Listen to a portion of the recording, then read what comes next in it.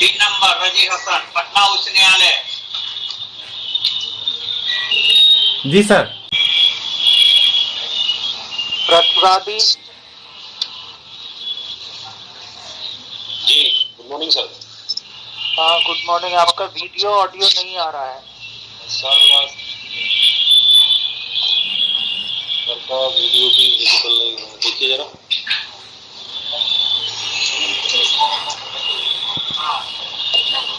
और आ रहा है सर, विजिबल ऑडिबल है सर। हम नहीं, हम लोग के यहाँ नहीं आ रहा है। यहाँ से तो सिस्टम में सर कैमरा ऑन है, ऑडियो भी ऑन है। हाँ, एक में आप आ गए हैं, एक में आप नहीं आए सर, एक में भी नहीं आए। नहीं, इनका 2 लिंक था, उसमें एक में तो ये हमें दिखाई दे रहे हैं सर हम लोग को दिखाई नहीं दे रहे हैं।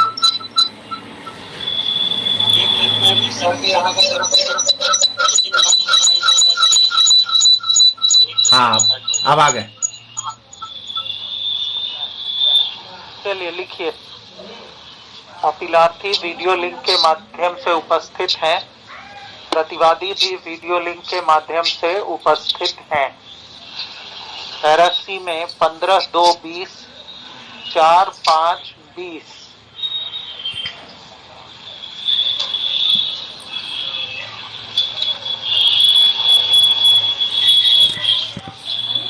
बोलिए, अपीलार्थी क्या कहना है? श्री अधूरा सूचना प्राप्त हुई। सिर्फ मुझे प्राप्त हुआ है कि जज सबका बहाली हुआ है, लेकिन उसका निरीक्षण का मुझे कोई कॉपी नहीं मिला है सर। अच्छा, बोलिए प्रतिवादी। सर 483 का जो बुकलेट है सुपरविजन उनका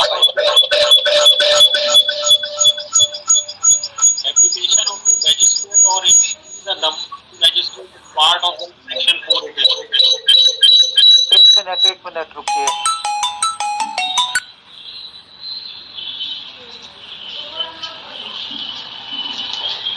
किसी का मोबाइल क्या हाँ, बताइए सर।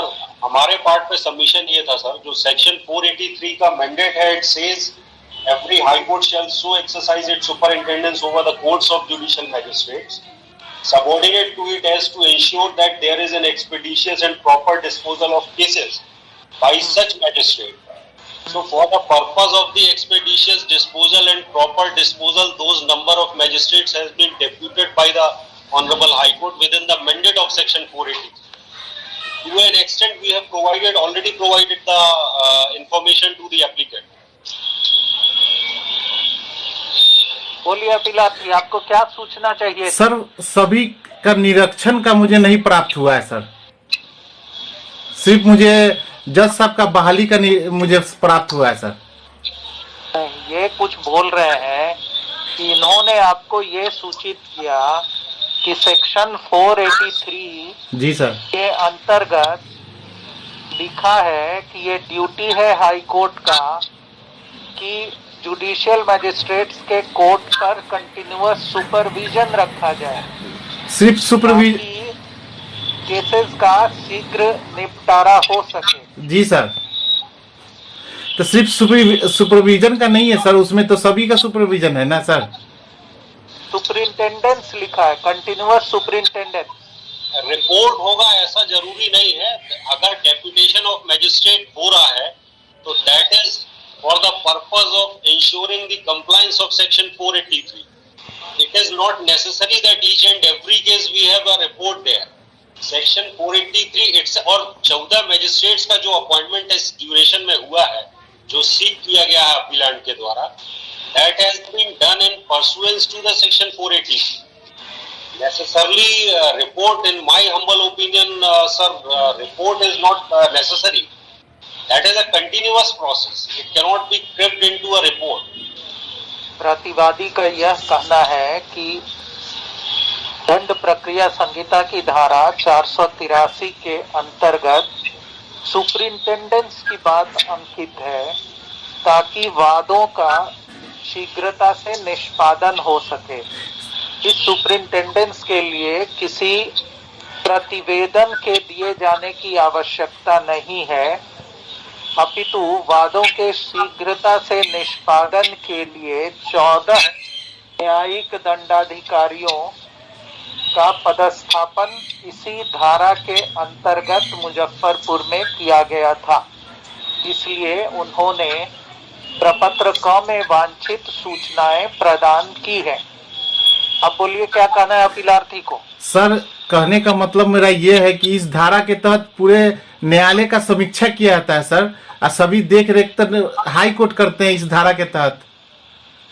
हाँ, तो सभी देख रेख चीज तो का कर रहे है। हैं। जी सर, तो सिर्फ ये न्यायालय। देख रेख कैसे करें?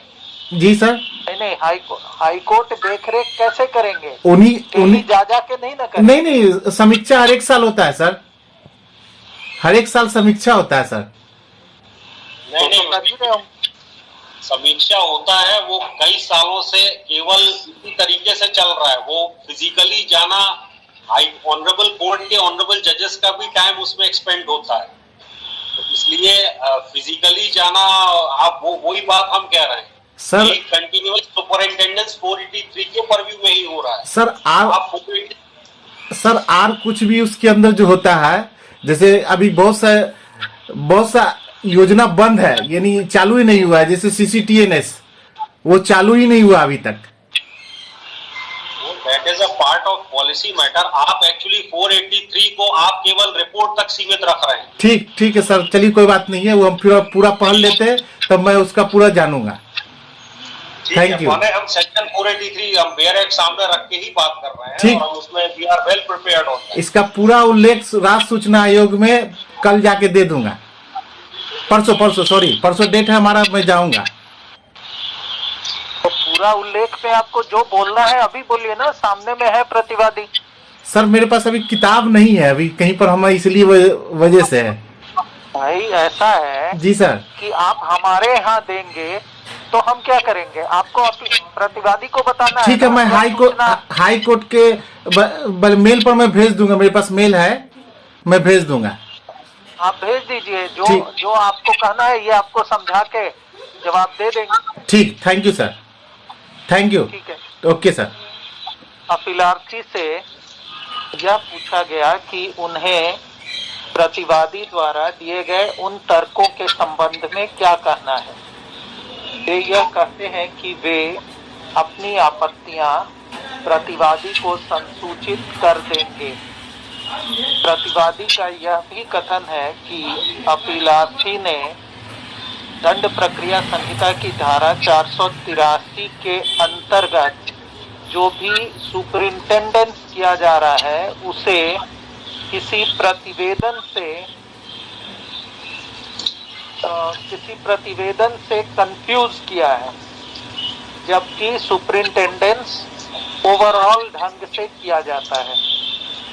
ऐसी स्थिति में यदि अपीलार्थी अपनी आपत्तियों को प्रतिवादी को संसूचित करते हैं तो प्रतिवादी उस संबंध में अपीलार्थी को जो भी देय सूचनाएं हैं वे 1 माह के अंदर प्रदान कर दें। ठीक है सर, थैंक यू। इसी के साथ अपनी बात समाप्त किया जाता है। थैंक यू सर, जय हिंद सर।